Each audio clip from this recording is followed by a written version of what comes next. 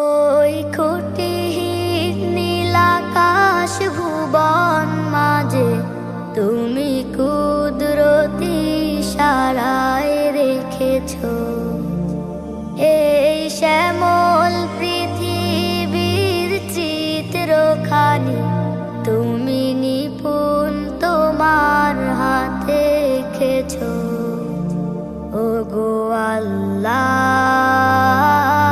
শুকর তোমার আমারে যে মুসলিম করেছ। ওগো আল্লাহ, শুকর তোমার আমারে যে মুসলিম করেছ। তুমি সাগর